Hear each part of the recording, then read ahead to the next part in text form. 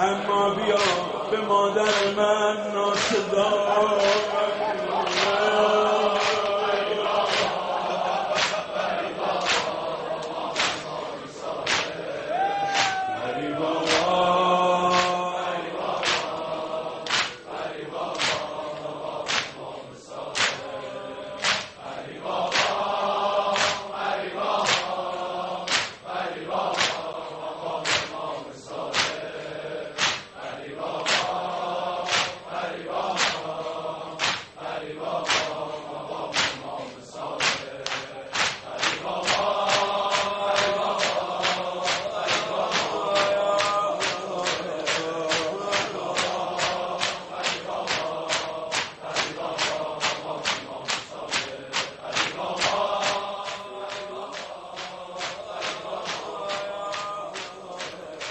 صلی الله علیک یا ابا عبدالله.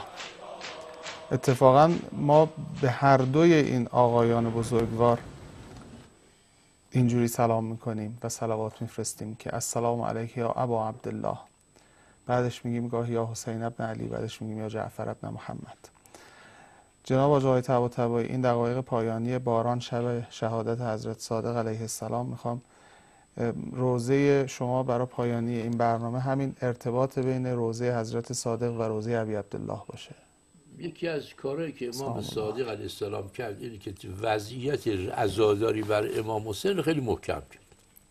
همین زیارت عاشورا امام صادق فرمود که در جلسات بشینن و بخونن. این جرأت رو به مردم داد، بگن اللهم لعن اول ظالمین، بشینن بگن بخونن، گریه کنن. عاشورا اینقدرم مداح می آورد بخونن گریه کنن مردم. خود امام صادق. بله؟ این جملهش خیلی جالبه. اینقدر گریه کرد همه گوش دادن. بعد فرمود که میدانید مردم نماز خوندن، به اسلام پیغمبر گفتن اشهد ان لا اله الا الله، حسینش را با لب تشنه کشتن. بعد میگو به ابل مستضعف القریب، فداش بشم.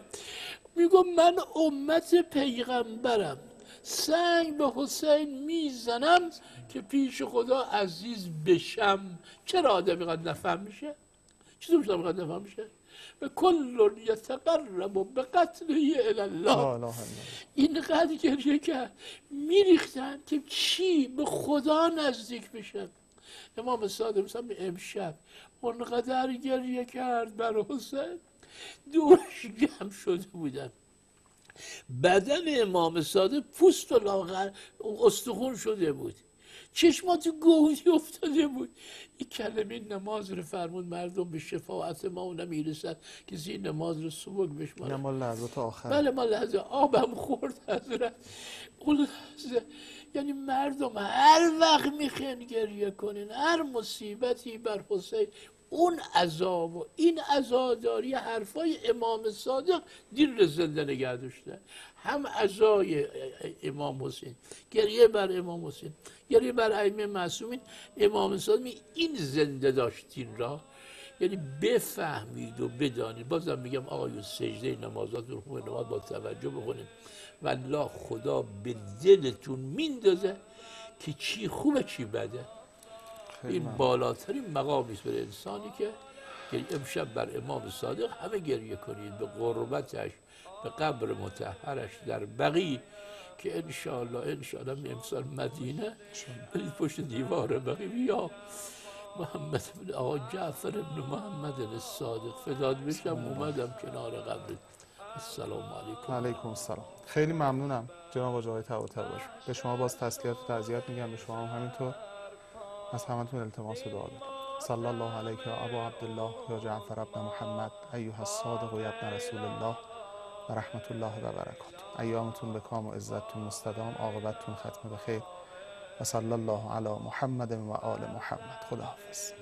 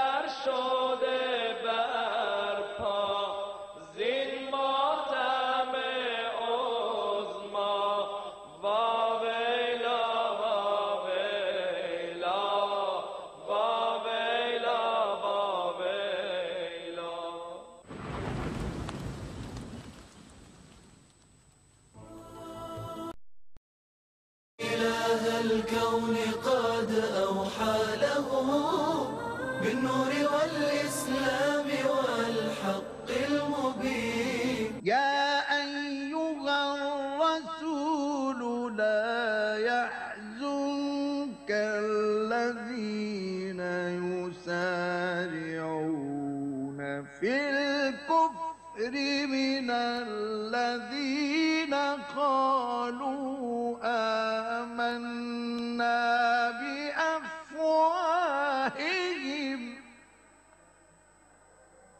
لا يحزنك الذين يسارعون في الكفر من الذين قالوا آمنا بأفواههم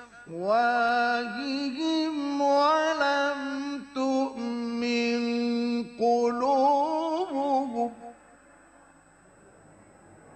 ومن الذين هادوا سماعون للكذب سماعون لقوم آخرين لم يأتوا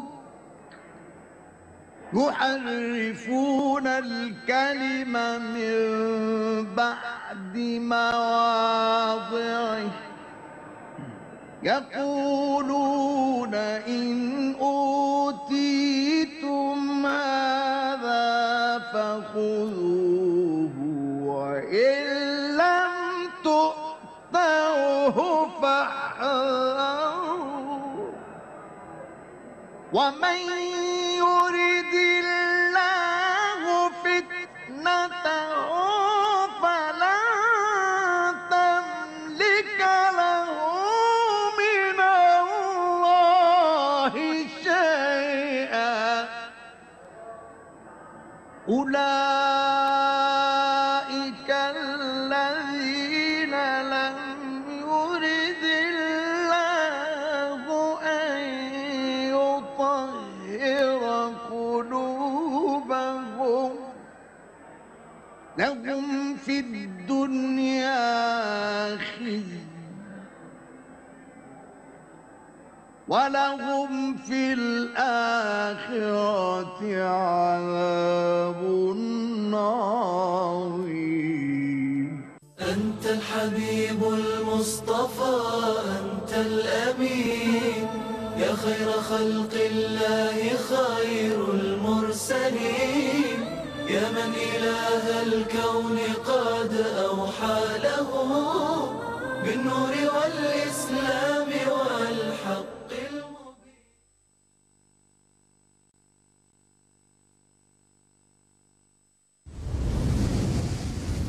وفي الأرض